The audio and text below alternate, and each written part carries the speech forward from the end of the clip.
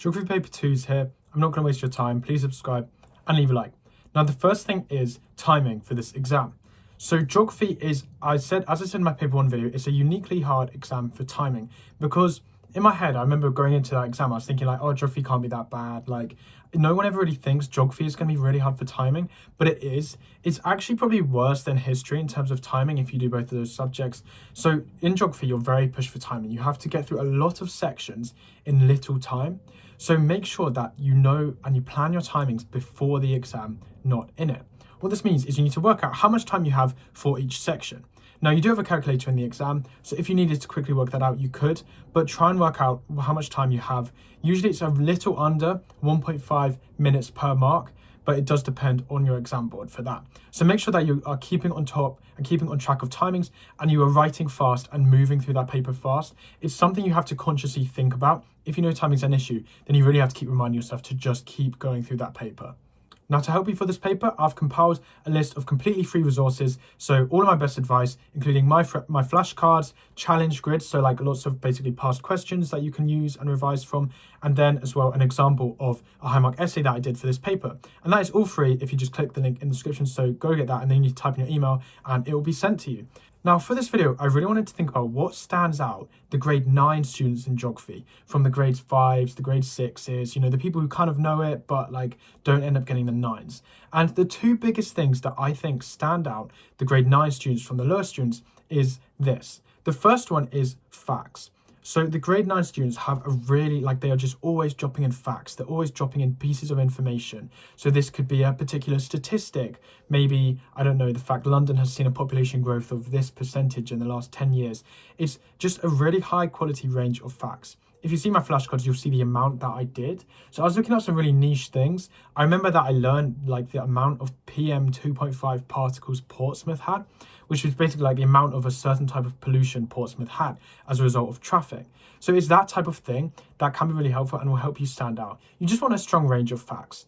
Now, don't neglect as well that you may have a lot of common sense knowledge on this.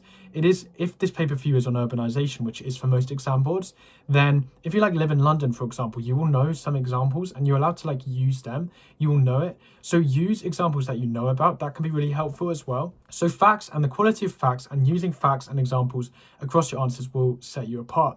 And then the second part is actually writing enough. So I know this is weird, but I think that one of the things that separates the grade 9 students is they write enough for those longer mark questions.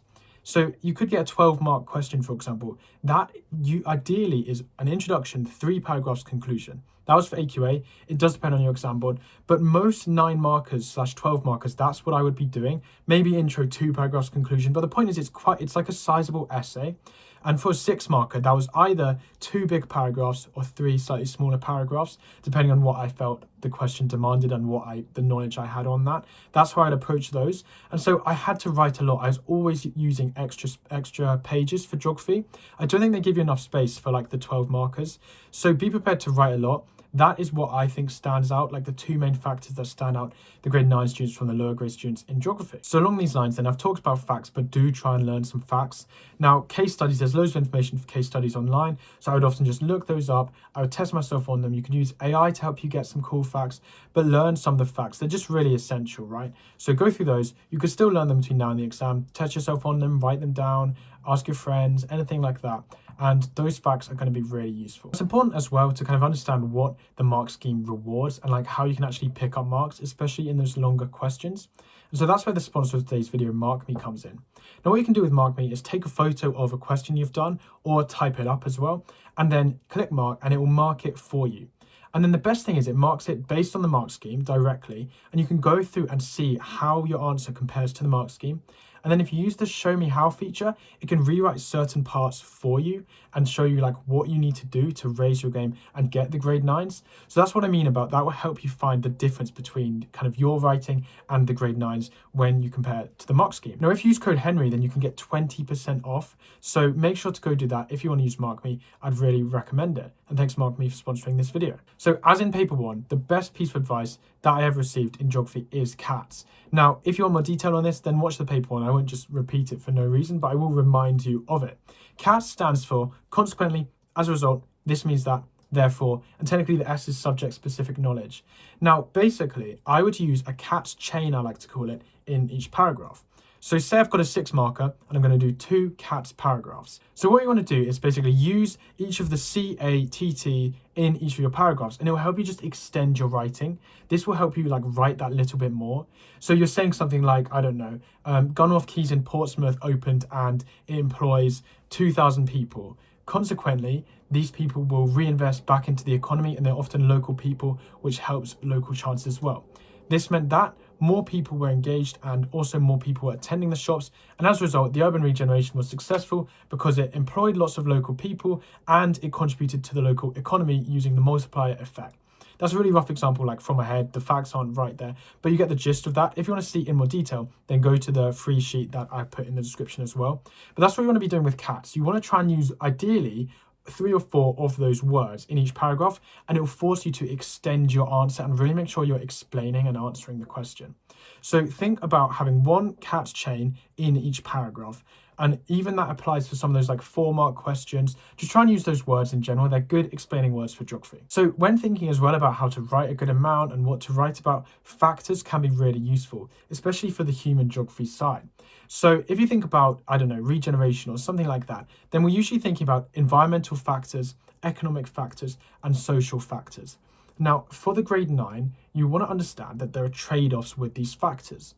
So usually the story in urbanization is something that has economic positives is usually going to have environmental negatives, okay? So it's worth thinking about the trade-offs if you're asked to evaluate something, and think about like, why is this ultimately successful? Maybe you think that ultimately the environmental positives outweigh the slight economic negatives, making this regeneration project successful or something like that.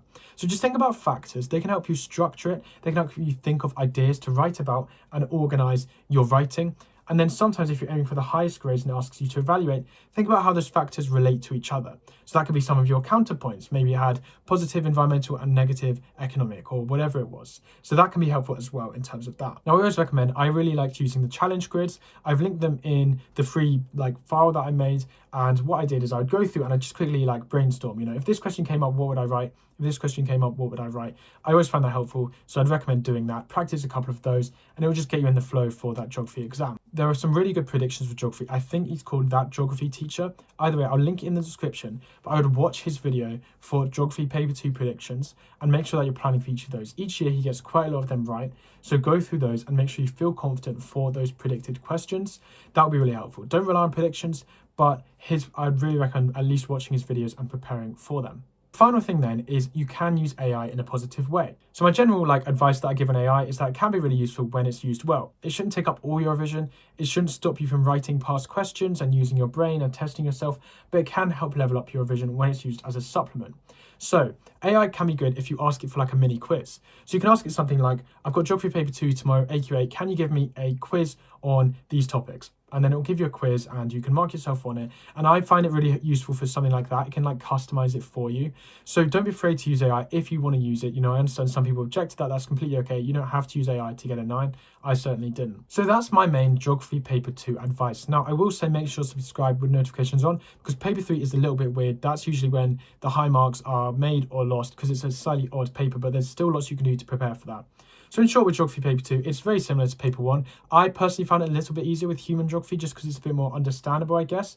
But you really want to be using keywords as well, like the multiplier effect, GDP, all of that stuff. Just make sure you're using the right terminology. But it's basically, the advice is quite simple in terms of learn the good facts, use timing, write enough, use CATS for those essay questions, and you're going to do really well in that exam. Thanks for watching. I hope you found that helpful, and I'll see you in the next video.